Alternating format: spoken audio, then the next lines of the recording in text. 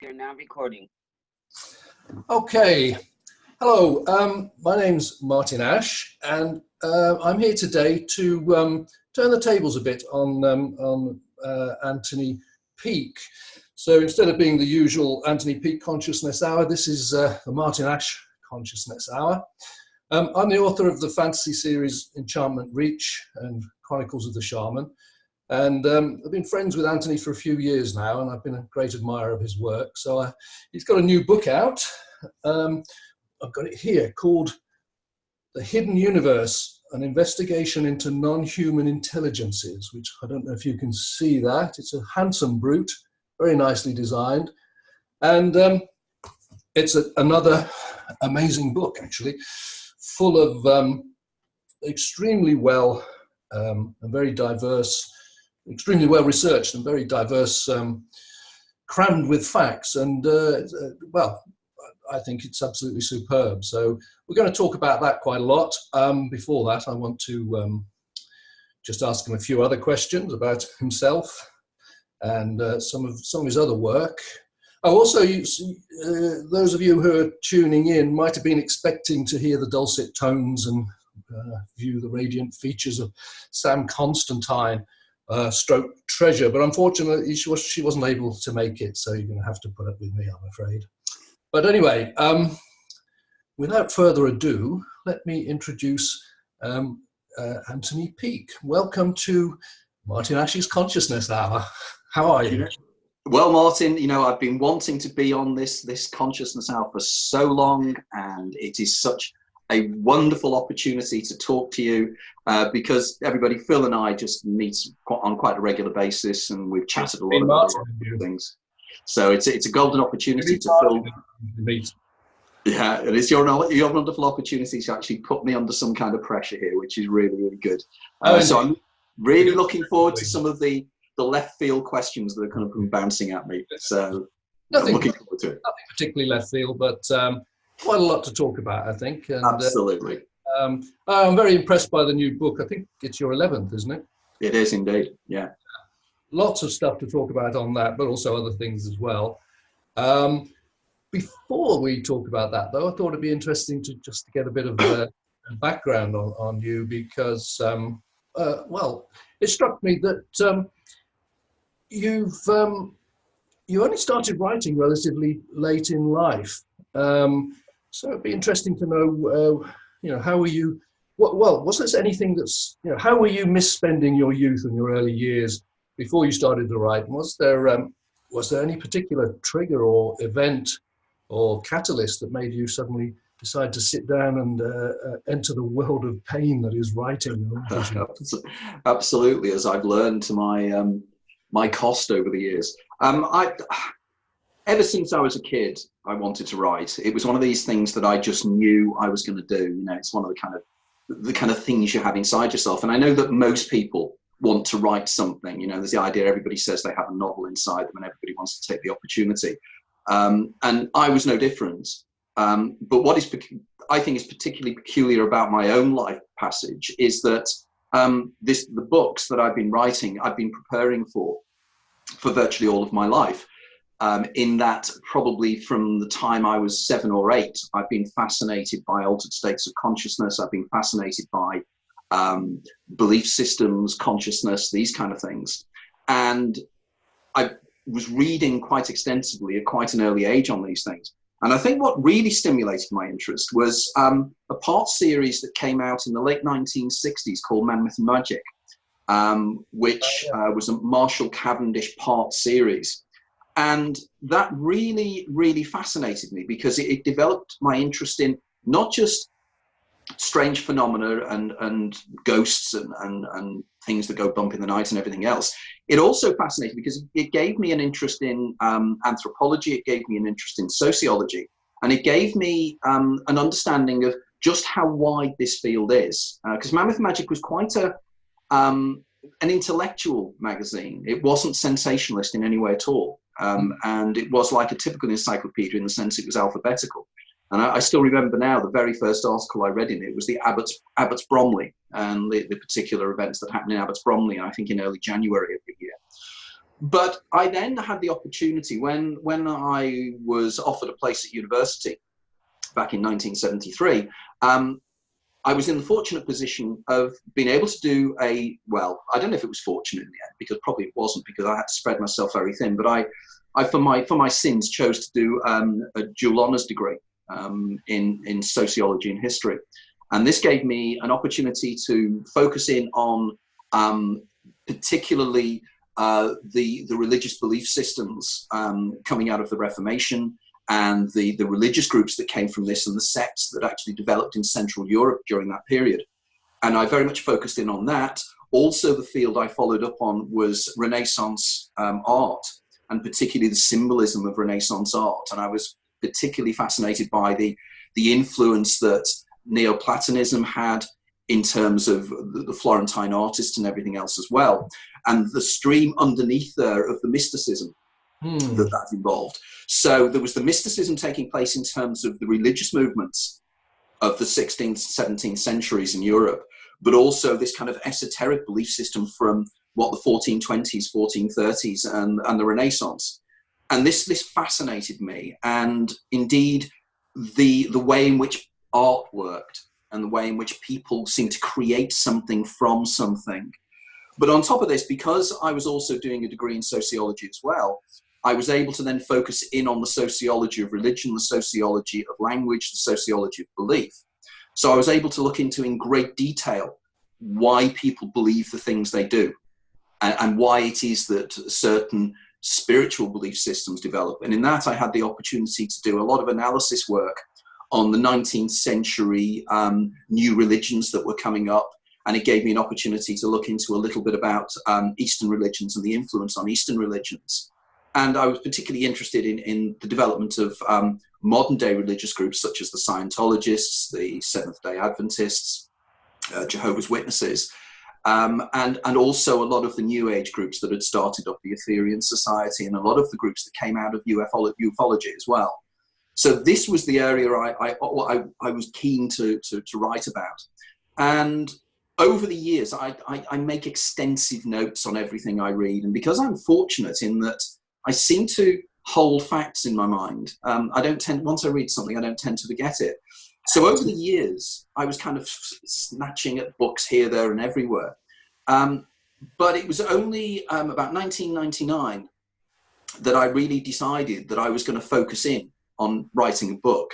Because up until then, I'd had a comparatively successful career as a management consultant, and also as a senior executive in an airline and various other industries, startup organizations, robotics organizations, these kind of things.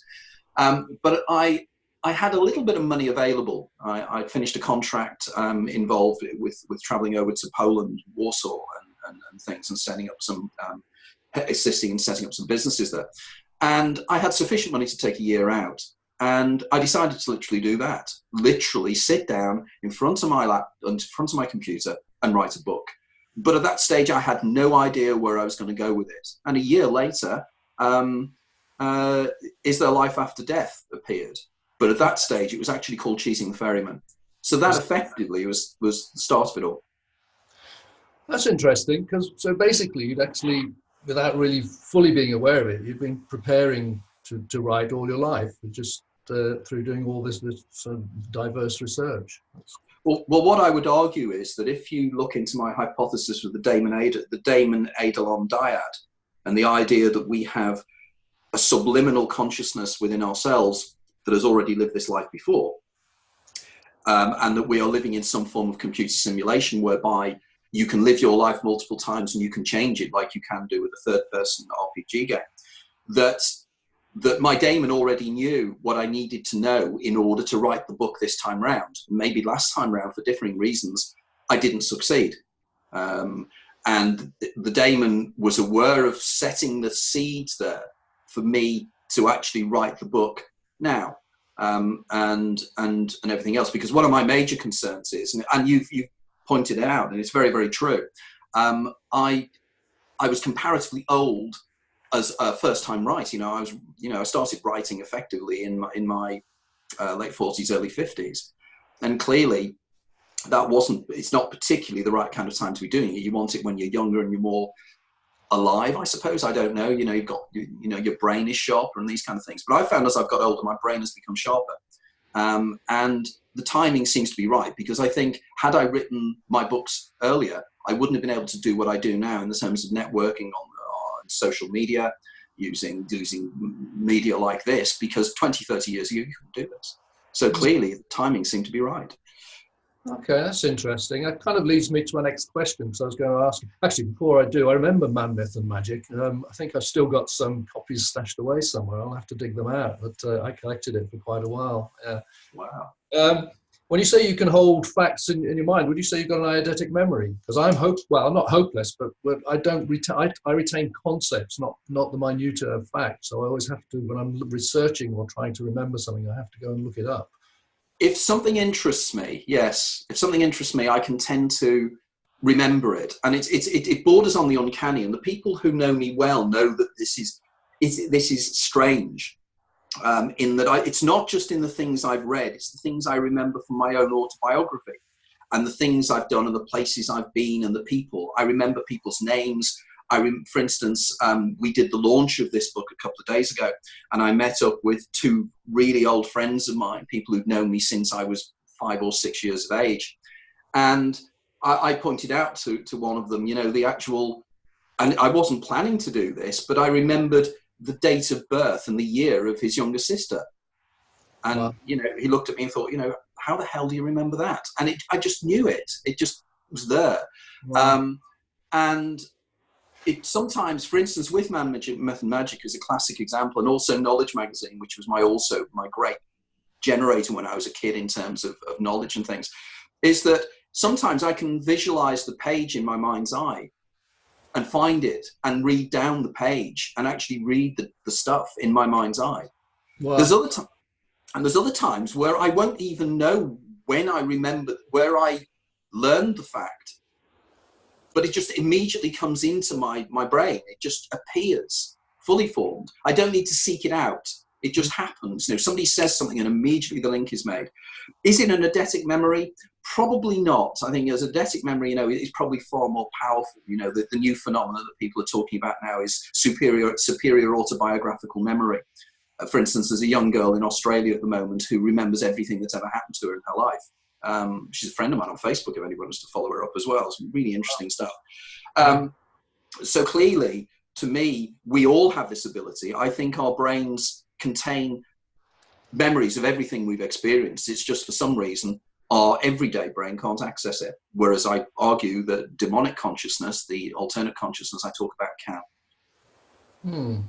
Interesting, and quite an enviable talent, I have to say.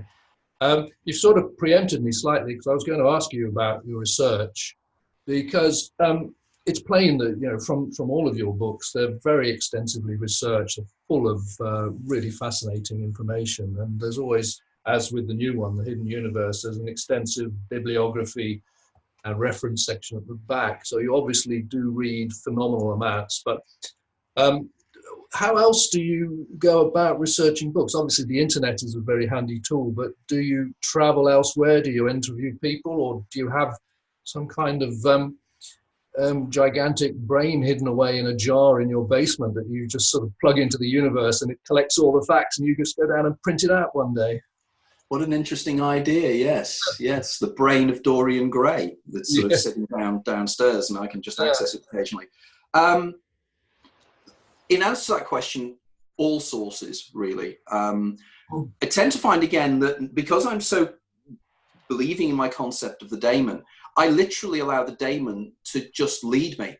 Because sometimes I will not know why I'm following up on something. Like, for instance, the first book, people seem to think that with Cheating the Ferryman, which now became It Lad, or Is There Life After Death, that I started the book with the intention of coming up with the whole Cheating the Ferryman hypothesis. But that was completely not true. I didn't know where I was going with that book at all. Literally, I had no idea. I had no plan, no outcome or anything. But the book, I used the analysis in a later book that I was rather like Frederick Schliemann when he was looking for Troy. You know, the thing is that Schliemann had an idea, because Schliemann was really interested in archaeology, and he knew about the Iliad and the legend of Troy. But people believed it was just a legend, and it was just that. But he believed it really happened, and he literally took himself off to Turkey. And he had some kind of vague idea that it might be somewhere in northern Turkey, somewhere near the Dardanelles. And he just started digging in a hillside, the hill of Hisarlik. And he started digging there, and he started uncovering what he was looking for. And suddenly he found more and more, as he dug deeper, he found the different levels and the different cities and everything else. And I found that's what I was doing with my first book. I was excavating it. I was like an archaeologist discovering it. And suddenly I'd spot something and I'd pick it up, and my daemon would say, run with that, follow your nose with that one.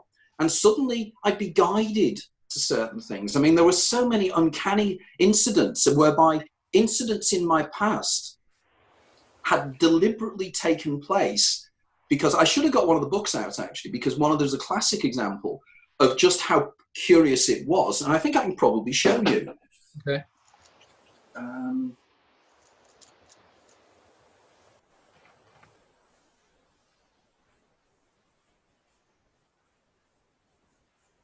No, it's not coming to me at the moment, unfortunately. I think it's probably because I took the book out to show somebody recently. I need to find it. But many, many years ago, for instance, I was on holiday in Greece, talking about many, many years ago, 20 years ago, no more, probably nearly 30 years ago. And one thing I never do is dog-ear book pages. I never ever dog-ear it, because I hate doing that. It really annoys me. My books are so important to me. And I was looking up about mitochondrial DNA. I was interested in the female line and how mitochondrial DNA within cells worked. And when I was following this up, I thought the only person I know that will have written about this is Richard Dawkins. So I went to my book collection, which is surrounding me at the moment, and I went to Richard Dawkins' book, The Blind Watchmaker. Yeah. And as I opened the book, I noticed that one of the pages had been dog-eared. And I suddenly, and like a flash, remembered what happened. And I remembered being on the island of Simi in a place called Pedi. And I'd been reading this book, and I decided to go up for lunch. And something in me decided to dog-ear the page and close it 20 years before. I checked. I then looked. As I opened the book, I thought, my God, I know what's going to be on this page. I just knew. My daemon said to me, this is a little bit of proof of how I've been guiding you. I opened the page, and it was the page on mitochondrial DNA. I then looked on all his other books. It's the only time he mentions it. So my earlier self, is to give me a nice little clue to say, I'm guiding you, did that. And I found that just a kind of a very, very small example of how my books create themselves. Now, for instance, when I finish a book, I write almost in this kind of semi-trance state, and I will go off and I will discover things and find things. And Cheating the Ferryman is an incredibly complex hypothesis about life after death, or life, or what happens to the human consciousness before death. And it works. It makes logical sense. It's supported by the science. It's supported by even recent science. It's supported by the work of people like Professor Max Tegmark and his quantum suicide experiment. It's supported by so much quantum physics, so much neurology. But I didn't know that at the time. All I was interested in initially was déjà vu and what that was. So it means, and when I finish the books, I'll read them later, and I'll go, did I write that? I don't even remember writing that. And you must know this as you know, because I'm a great admirer of your work. And I know we've discussed this many times as to where you think your plots are going, because your plots are so incredibly complex. Your characterization is amazing. And yet your stories have a beginning and an end and a plot. But you tell me that when you start, you've no idea where you're going with them. No, I think it's something that, William Blake called it following the silver string, and Stephen Harrod Booner, who's a very fine writer as well, a non-fiction writer, turned that into following the golden threads, which I think was something he picked up from a German poet, 20th century poet. I can't remember exactly. But yeah, it's where something, for me, it's something that stands out. I get scenes and I get characters arrive, and I have no idea what their story is, but I get the feeling they want to know. And so I just follow them, I listen to them, and the story comes together. And in a very general, usually a very satisfying way. And there have been times when I've written novels that really didn't work, and that was because I was trying to tell the story. I was trying to force the characters, push them around. And people don't like being pushed around, even if they're fictional characters. They don't like it. You have to let them tell their own story. So it's a kind of a similar process, really. That's why it's yeah, it's a bit of a mystery, but it's a similar kind of thing. Moving on, and you've just mentioned it in a way, you're referring to the daemon, which a lot of other people might refer to as the higher self and so forth, as being this ethereal guide. And I know central to a lot of your work is the idea of eternal recurrence, which comes from the Gnostics, I think, originally, and Nietzsche picked up on it much later. I was just wondering how, because I find it, I've always leaned towards reincarnation, though there's no evidence, there's no solid evidence for reincarnation, nobody that I'm aware of. I mean, we've had instances of past life regression and things, but I don't think there's ever been any solid evidence for somebody coming back and saying, hey, I lived this previous life, this is who I was, and being able to prove it. So even reincarnation is something something of a mystery or an unknown. But I mean, I've never been able to quite marry the two, eternal recurrence and reincarnation. I can't accept we just have this life and then we die and that's it, because that means life is quite meaningless, really. But do you feel that the two are mutually exclusive, or can you marry them in some way? No, far from it. I think that they are elements of the same thing, because in my various books, but particularly The Infinite Minefield, and a contributory chapter I wrote for a book on pandeism, it was published in America a few years ago. I take the argument that there are levels of consciousness, there are depths of consciousness, you know, in very much the idea of the Jungian idea of the collective unconscious. And I believe that really my daemon is a kind of a midway role between the collective unconscious, which has the memory of everything, and the individuation of the ego. And it's kind of a midway point between the two. Now, if we take that as a logical conclusion, then we have a scenario whereby there is a part of you that exists within the simulation, which is the eternal return or the eternal recurrence, whereby you live the same life over and over again. Or no, you live a similar life. I mean, this is profoundly important. I mean, the whole point, the Nietzschean concept, which he put forward initially, I think it was in The Gay Science, is the idea that you literally live your life again in an identical copy of the previous life. Whereas my concept is far similar to Danny Rubin's concept that he puts forward in the movie Groundhog Day. And indeed, the Russian edition, the Russian language edition of my first book is actually called A Groundhog Life, a chronicle of your own immortality. So what I'm suggesting is that there is some kind of a field of information that the brain can attach into. And that field of information is like a huge database that contains the outcome of every alternate decision that you can make in your life. So therefore, when you're living your life again, you can make different decisions. And indeed, that is not only to do with your life, but it's to do with the fact of the precursors to your life. So for instance, your parents, Martin Ash's parents, could have chosen to go and live in Tasmania. They could have chosen literally in a multiple universe, if we accept the multiple universe hypothesis, if you ever at the third, every outcome of every decision can be made. And indeed, this is very much supported by the modern science. It's supported by Stephen Hawking and Thomas Hertog with their model called the top-down hypothesis, which is the same thing. It's the idea, it's to do with the collapse of the wave function and the fact that any wave function is collapsed in quantum physics. Any outcome can actually come from that.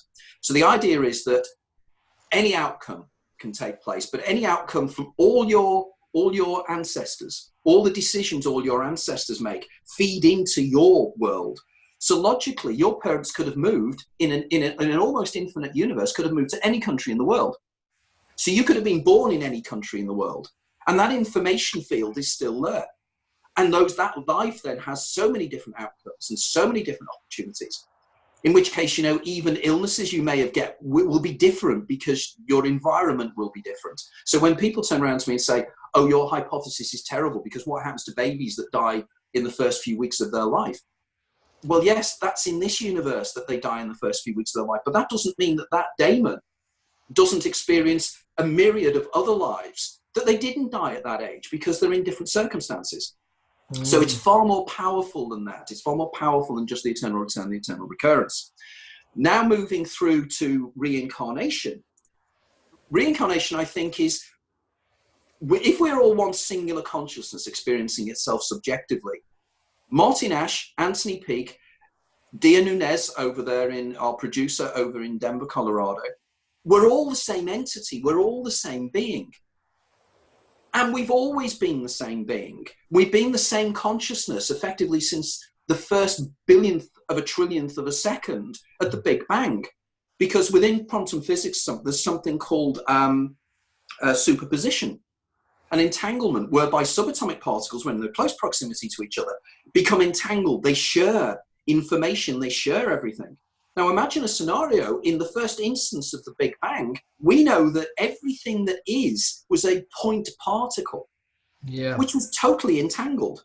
Therefore, as that expands, everything is everything. You know, we think the external world around us is not us. It's all part of us. So therefore, somebody, when they have a past life recall of being, for instance, I wrote a book with Irving Laszlo a few years ago called The Immortal Mind. And I did a whole chapter on reincarnation.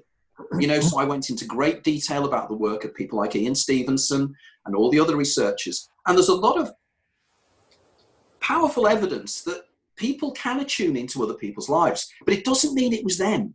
It was them in a kind of a subtle, deeper way, but not their ego. Now, I'd make the final point of why I think that my hypothesis is more dynamic than just a straightforward, simplistic analysis of reincarnation. In reincarnation, you live this life, then you die.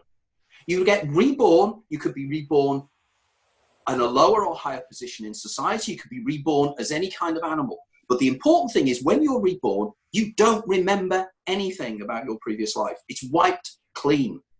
My argument is, how can that ever be developmental? How can you ever develop if you don't remember your last mistakes?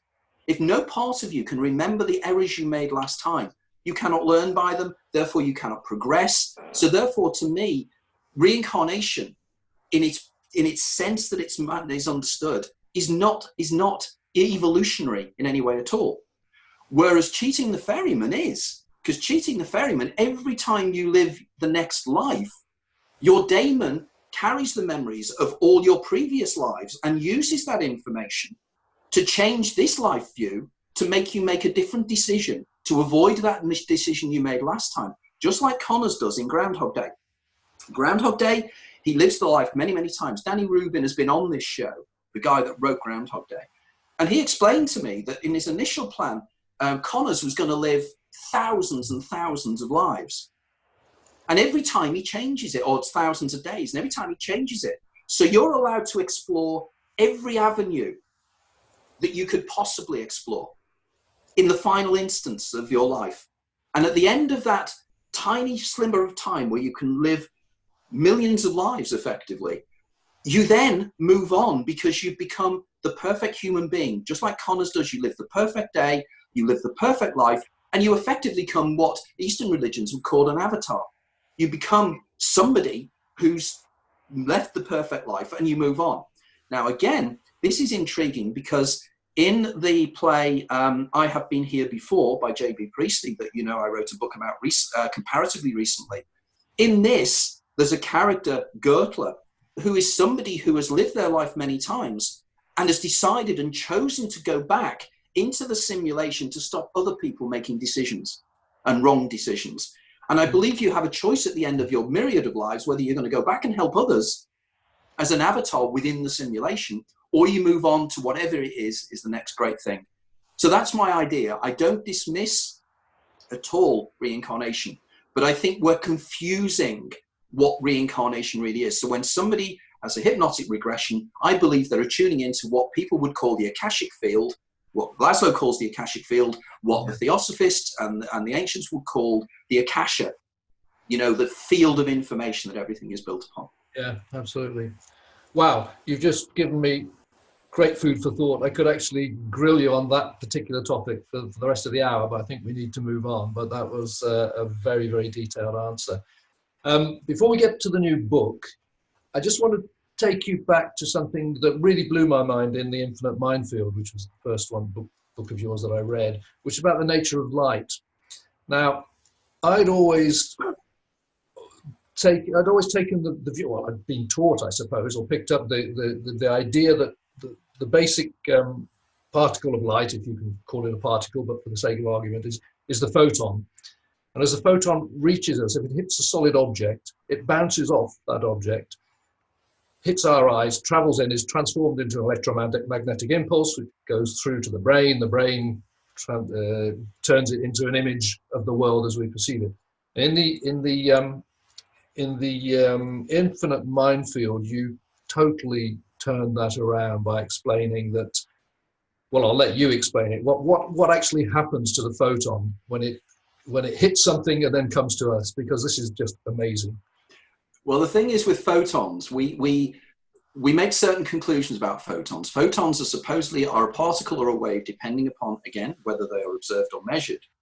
Yeah. But more importantly, that the photon itself is a very, very peculiar thing in that it has literally zero mass. So it has no extension in space. It is literally a point particle. And it's so important to understand what we mean by a point particle in quantum physics. It means that however much you zoom in on it, it will always be a point. It will never actually end up being a sphere or a solid object in any shape or form. So that's the first thing. It has no extension in space, so therefore it has no physicality. The second thing about it is it can only ever travel at the speed of light, 186,000 miles per second, 300,000 kilometers an hour, closely, or whatever. That is the only speed it can travel.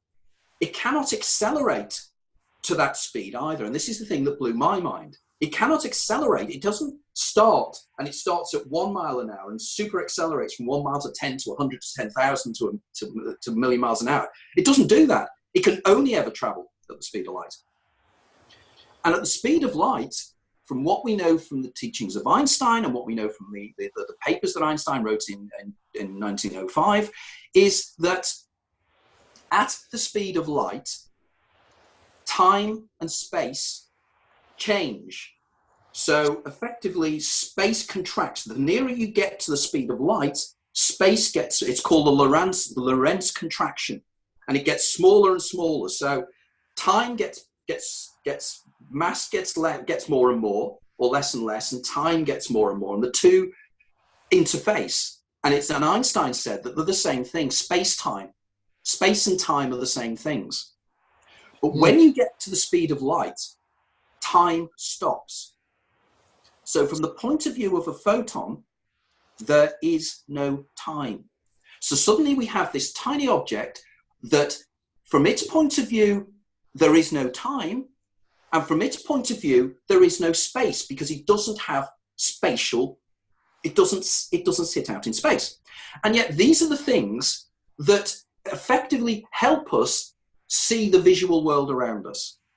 So from the point of view of a photon that is hitting your retina now, there is no difference between the point of time it hits your retina from the point of time it was created around about 300,000 years after the Big Bang.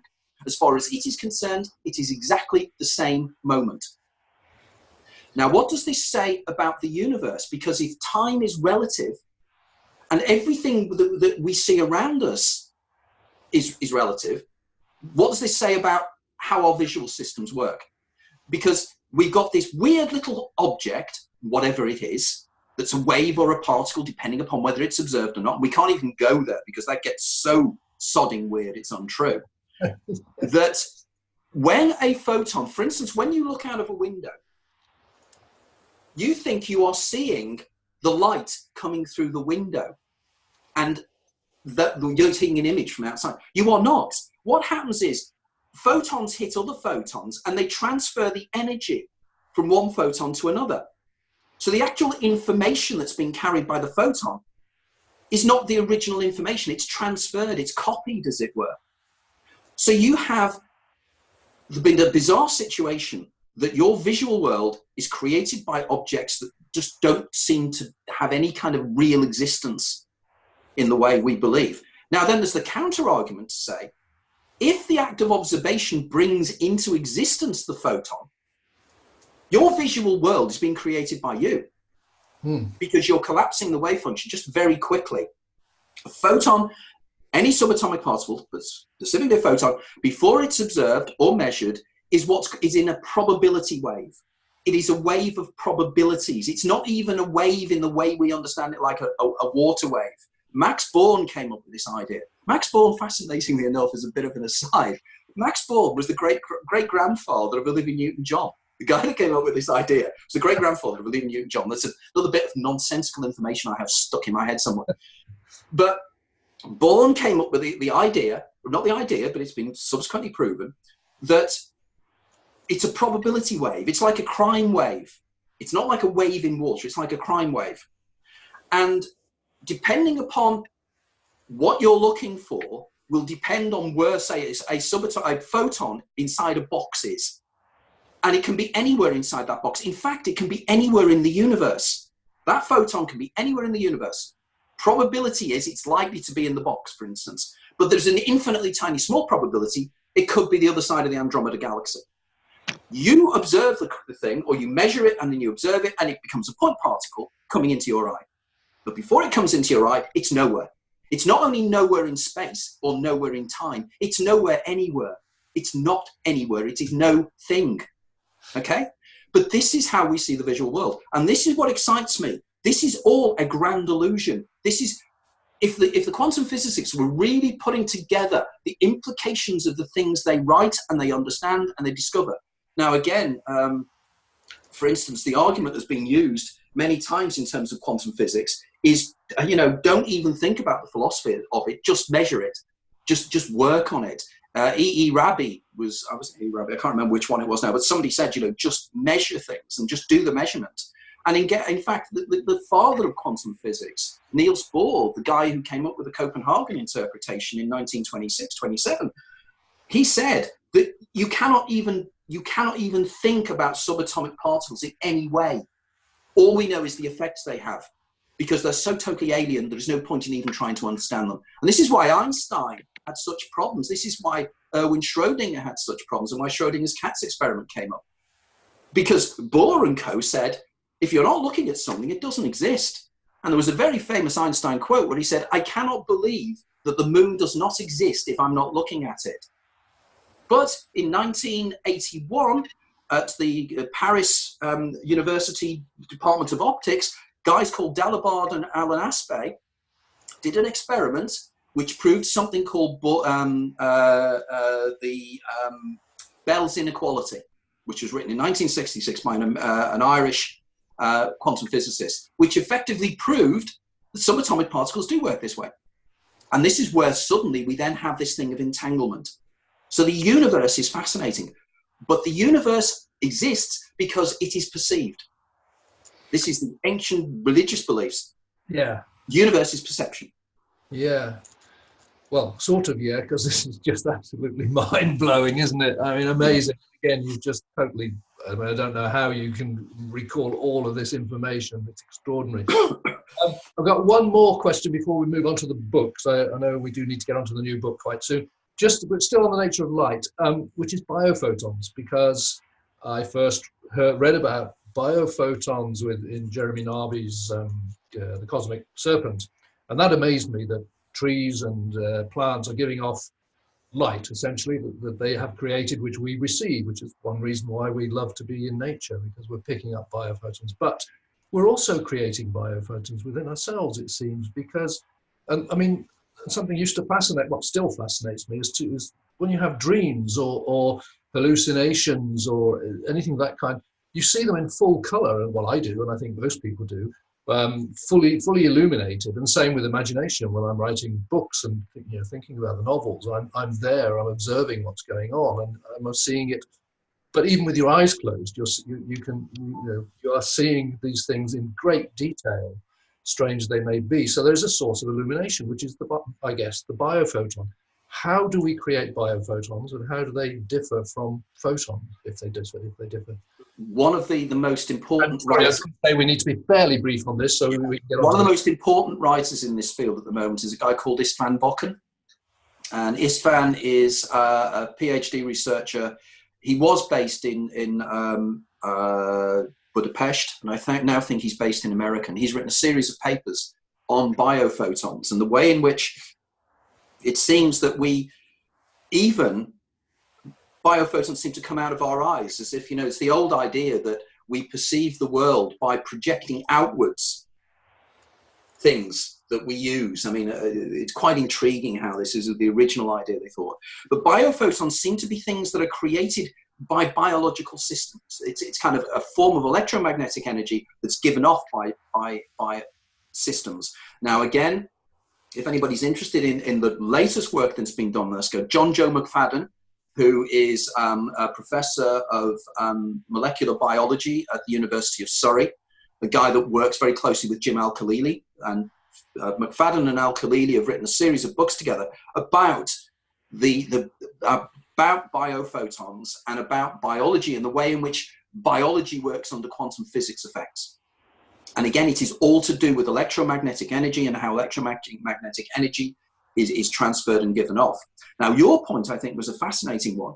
In hallucination circumstances, whether it's facilitated by dimethyltryptamine, by 5-MeO-DMT, by whatever, or just a dream sequence, there are shadows. Everything around you is illuminated. You see colors. As you rightly say, where are these colors being generated from? Where is this three-dimensional reality? And if it is the case that this external reality that people go to when they take entheogens, such as 5-MeO and DMT, if it is a reality that is just as real as this, again, where is the light source for that?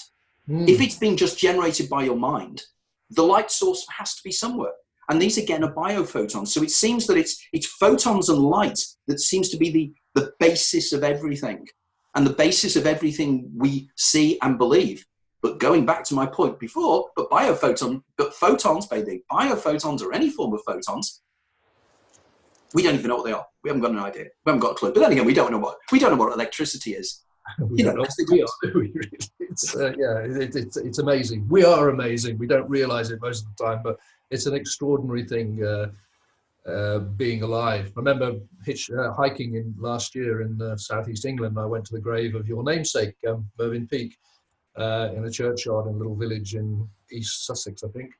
Wow. Inscribed on his gravestone is the words, "To live at all is miracle enough," which I think kind of says it all, because it really is extraordinary. When we can appreciate it, it's absolutely extraordinary being alive in this universe. Absolutely extraordinary. Wonderful stuff. Let's move on. Let's get to the new book, which is, again, it's extraordinary. There's so much you've crammed into it. It really impresses me about how you can bring all these facts together.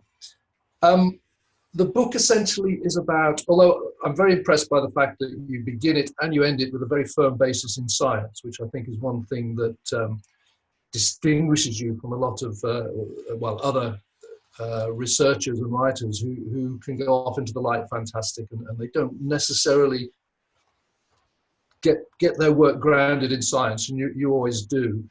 But the book is about egregores, essentially, and I would suspect that a lot of people may not know what an egregore is. So again, if you can you just enlighten us? What are egregores? Egregore is a term that I'm applying to effectively thought forms, things that can be created by consciousness and can somehow be brought into existence within the external consciousness field, within the field external to us. So, for instance, when I give an example of a lady called Alexander Neal, who was a French-Belgian traveler in the 1920s in Tibet. And her and a group of people actually created a tulpa. And a tulpa, again, is a thought form that actually is manifested in external space. And they worked on this, and they developed this creature that was out there that they could all perceive and see. And this creature took the role of a Buddhist monk initially, and they could control it. But then it started to build up its own personality and its own motivations, and it became quite malevolent. And eventually they had to destroy it. They had to unthink it and uncreate it. And a similar event took place in Toronto in the 1980s, I think it was, or maybe the late 1970s, when a group of researchers created via a Ouija board an entity and a spirit that had never existed in reality, but they gave it a personality, called it Philip, and claimed and gave it a backstory that he was a young Catholic nobleman that had fallen in love with a Protestant girl in the Jacobean period and had lost all his money and committed suicide. They started getting messages from this entity that they weren't creating. So again, it seems that the human mind seems to be able to create these beings or bring them into existence from somewhere else by thinking about them. Now, I then argue that the egregore as a term comes from ancient Greek, and this is where it becomes very intriguing because it's effectively a synonymous with the word watchers. And if you start looking into the Book of Enoch, particularly the Book of Enoch from the Apocrypha, I don't know if it's apocryphal or the only actual religion I know, Christian religion, that actually incorporates the Book of Enoch in is the Ethiopian church, the kind of derivative of the Coptic Orthodox, and they incorporate this into it. And I was actually talking to a young postdoctoral doctoral researcher on my presentation on this book a couple of days ago, and he was explaining to me about how this works. Now, again, the concept of the Watchers in the Book of Enoch are a group of entities that seem to come down from elsewhere and come down to Earth. And it was, again, they came down in Mount Hermon in, I think it's in sort of Lebanon, that kind of area.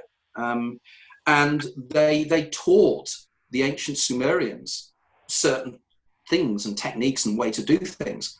And again, it seems that these beings seem to use the human mind to manifest within this world. Now, in the book, I differentiate the two. I call this world the Kenoma. Again, going back to the ancient Gnostic terminology, the Kenoma is the kind of simulation we exist within. The Pleroma is the reality behind the reality that interfaces and overlaps. And again, if you go into shamanic tradition, there's the upper world and the lower world, and there's this overlapping world that I believe that individuals, when they go shamanic traveling, when they take DMT, when they take ayahuasca, they come across. And the egregore is the term that I'm really using now and pushing now to say, these are the entities that people have been encountering. Call them the Fae, call them the Jinn, call them whatever you want.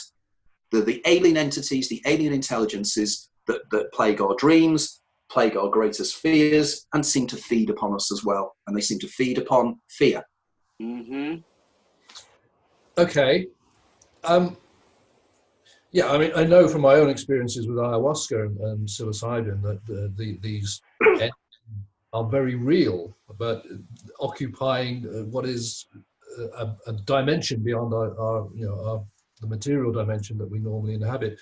But you're saying about Alexandra Graham Neal and others, they actually created a physical being, which I suspect a lot of people are going to be quite skeptical about that. I mean, well, the thing is that you have to be in a situation whereby you either take her word for it or not, and that's the major issue. With all these things, as I argue many times, the plural of anecdote is not proof. And in order to genuinely believe something, you have to sort of see it for yourself. It has to be empirical to you. It has to be from your experience. And once it's from your experience, you will genuinely believe it. Now, whether it is true or not, all I know is that these stories have been around since as long as records have begun. And in fact, even further back. I mean, I give the example in the book, as you probably know, about the discovery in 2018 in northern India, in Kanka state, where they actually found underneath 2 villages a series of caves. And when they got into the caves hadn't been open for 20,000 years. And inside the caves were cave drawings. And the cave drawings were drawings of alien greys, creatures with big black eyes, slit for a mouth and everything else as well. These images can be found. I mean, Graham Hancock talks about it when he was in the Junction Shelter in his book Supernatural, when he talks about the paintings and the drawings he saw in the Drakensberg Mountains. He then makes the link and says that you actually look at some of these cave paintings and you see them repeated. Pêche Merle in France has somebody called the Dying Man that again looks like these kind of alien creatures. Then you talk to young children who do drawings of the entities that they seem to encounter in liminal states, semi-dream states. The creatures look the same. So there seems to be a consistency here that scientifically you have to accept purely and simply because there's so many source material. The source material is so wide and so deep and so geographically spread that there has to be something in it. Yeah, absolutely. I mean, well, what you do, which again, there's so much detail in the book, but you do trace the history and the evolution of these egregorial forms from ancient, prehistoric times right through to the modern day, and it's as though they evolve. Well, it's something I wrote about in my novel Citadel, as you know, that I included, where they evolve to the point that we can perceive them according to our ability to perceive, and according to our own evolution. And that seems to be a theme that runs through the new book, The Hidden Universe. Would you agree with that? Yeah, I would. I would say that I'm very much in agreement with C.D. Broad and Henri Bergson, who argued that the brain is an attenuator. The brain functions in order to take information out of the external experiential field so we can work within the simulation. And this idea has actually been proven dramatically in recent experiments that have been done, where they've been scanning the brain of individuals who are taking entheogen substances like DMT and everything else. I think it was psilocybin, the particular experiment in question. And they found that what psilocybin does is it dampens down certain parts of the brain. It doesn't make the brain more aware, it makes it less aware, it makes it less effective. Which begs the question that the brain has to be less effective in order to experience these things, which means they're there all the time. It's just the brain is stopping us seeing them. And that is fascinating. Yeah, I guess that has to be the case for us to function in the physical world, because if we were experiencing these things all the time, we would just not be able to function as human beings. Well, that was exactly the point in my previous Watkins book, Opening the Doors of Perception, because that's what I argued, that, that certain individuals under certain circumstances, be they either facilitated by entheogens or through migraine or through temporal lobe epilepsy or through schizophrenia or through Alzheimer's and Savant syndrome, all these individuals perceive the world very differently to us neurotypicals. And they do so because their doors of perception are being opened by certain neurochemicals in the brain or whatever is dampening down these abilities. And suddenly they see the world as William Blake said, if the doors of perception were cleansed, we see the universe as it really is, infinite. Yeah. And this is effectively what these things are doing, I think. Yeah, interesting. Well, more than interesting, absolutely fascinating. We're getting close, I think, to running out of time. Are we all right, dear? I think that we're fine, and I just want to add a little comment. Anthony and Martin, this also happens in mediumship and in trance. When shamans bring down a particular deity, the same thing goes. The brain leaves, and it's exactly what you're speaking about.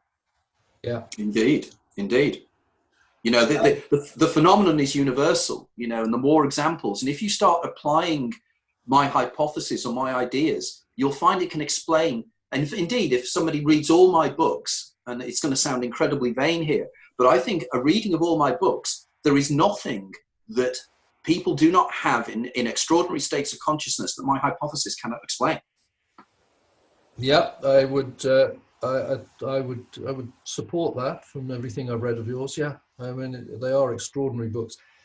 Let's just get back to the Hidden Universe, and you write towards the end. I mean, there's so much in there, as I said, and we can't cover it all, or even a fraction of it, really. But you have some. Well, it's again about. I want to get onto the idea of the universe as a simulation, or possibly a projection more than a simulation. I'm unclear on this, but from but also you write a lot towards the end, and in the end you towards the end you do say, please read this section carefully, which is good advice, because there's so much in there to think about, and I'm going to have to go back through it and really try and absorb it again. But you talk a lot there about binary information, the theories of John Wheeler, and the nature of external reality, and also DNA and data storage, and that's another really fascinating idea. So I'd like to unleash you once again on that, and just fill us in on that topic. Yeah, it's comparatively recently been discovered that DNA can actually hold information. Now, many of you may be aware that DNA is a code, and it has things called codons, and these are mixtures of different kinds of I don't know what we call them actually. I suppose well, I don't know exactly what we call them, but they're very much, there's a code in there, and the code can be used in such a way that you can encode within it information. And the information that DNA can hold is absolutely phenomenal. We're talking about vast amounts of information. So when we are looking at our DNA at the moment, we are missing a point.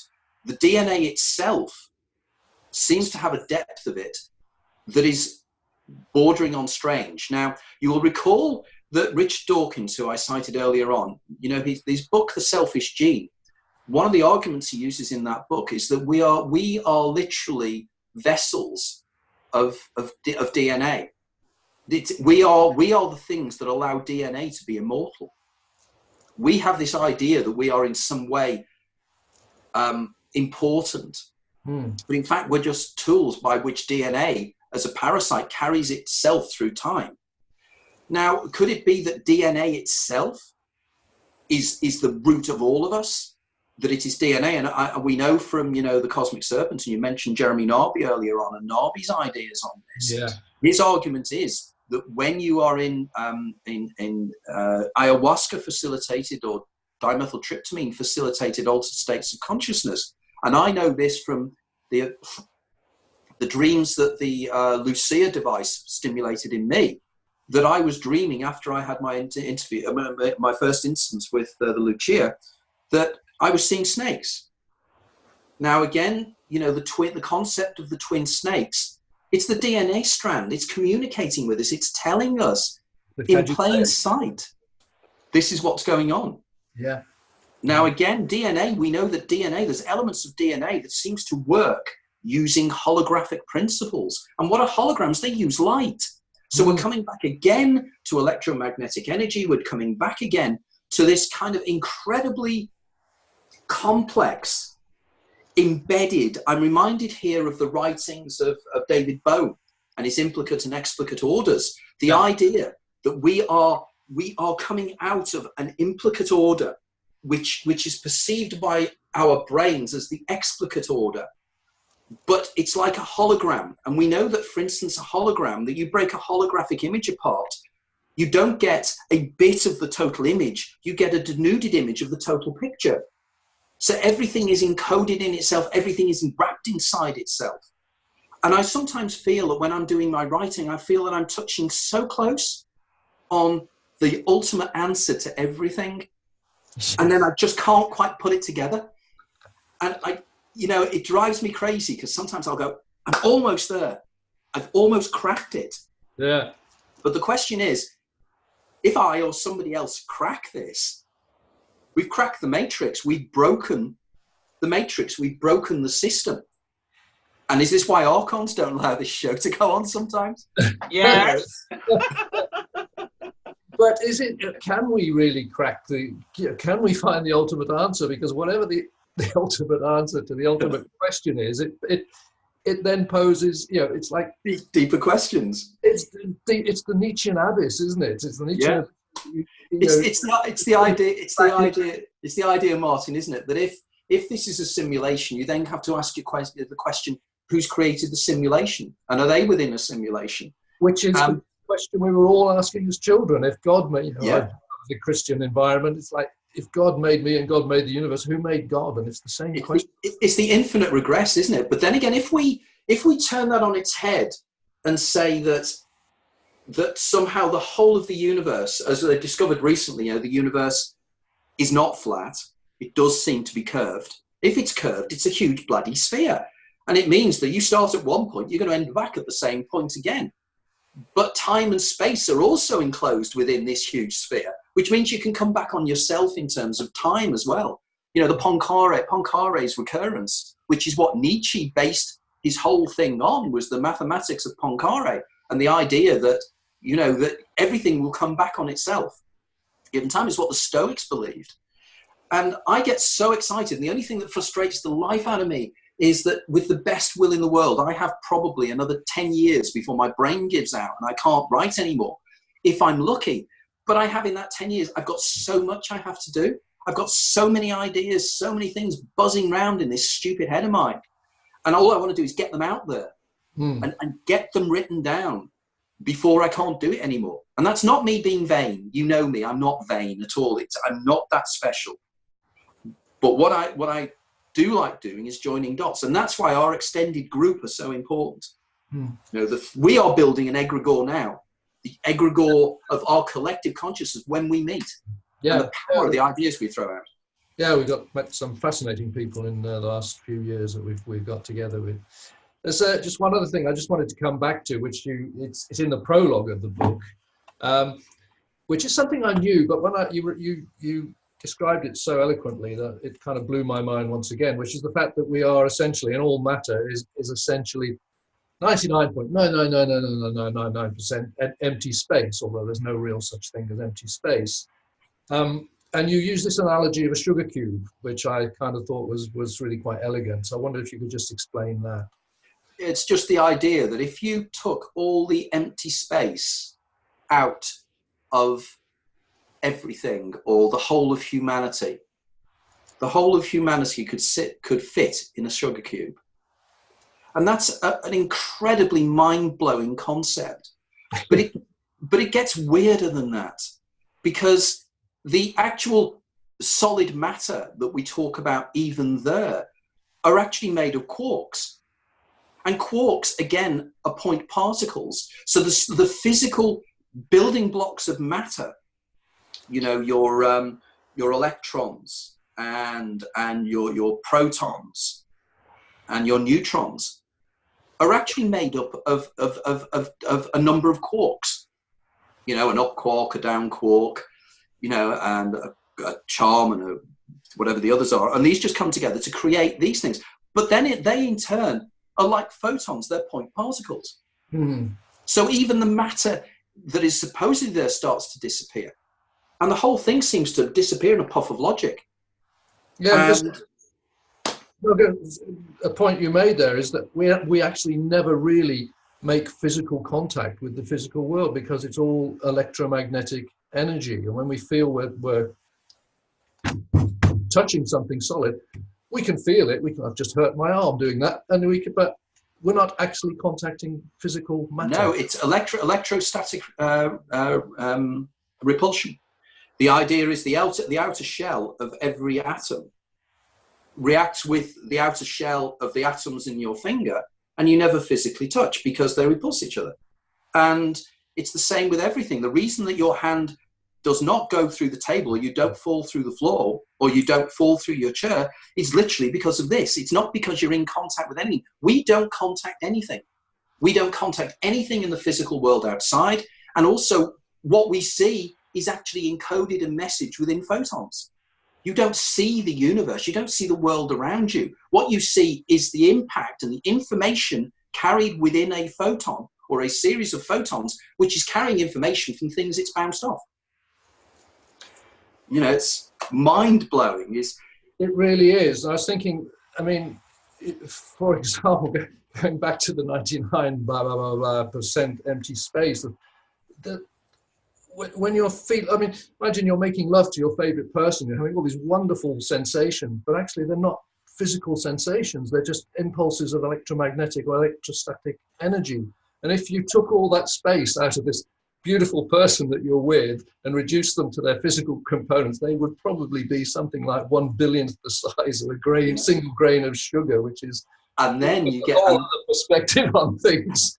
And then you get to the final mystery, don't you, of qualia? You know, the idea that everything I perceive is being reproduced and recreated by my brain as a perception, but it's not actually physically out there. My brain creates it for me. So suddenly, you know, even the sensation and the feeling, and if we can be crude about this, you know, the sensation of an orgasm, it's a feeling, it's a qualia. It doesn't, that sensation, if there were no animals in the universe or creatures in the universe that were sentient, the concept of the orgasm wouldn't exist, but neither would the color red, neither would pain. All these things evaporate because they don't exist in the external world. They're not there. They are only there because they are being perceived by somebody. It's the perception of these things. And the perceiver themselves, consciousness, how does consciousness get in the brain? Where is consciousness in the brain? How does consciousness work? Billion-dollar question. You know, the hard problem of science. And these are all the questions I demand answers for. I'm not going to take the label science whereby we call something hallucination and we label it. You know, it came up in a TV program I was watching last night where somebody explained something by saying it was a placebo. They have no idea what the placebo effect is. Just like they have no idea what science is. We know what things do, but we don't know how they do them. We've no idea.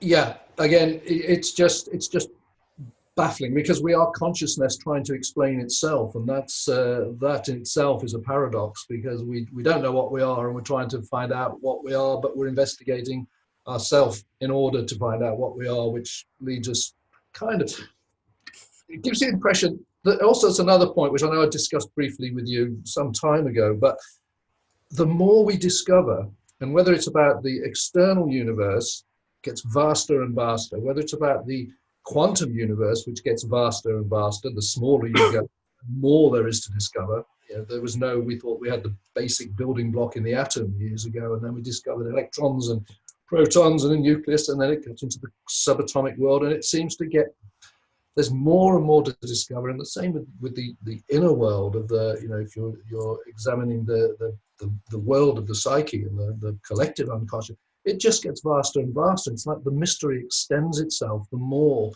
we look into it. And again, that leads back to, can we ever really discover the ultimate answer? It's just a bloody big Mandelbrot set. You know? And, you know, the more we drill it, it just gets more and more complex, more and more wonderful. You know? And the thing is, the thing I've discovered is, to quote Socrates, I think it was, the more I know, I'm aware of the less I know.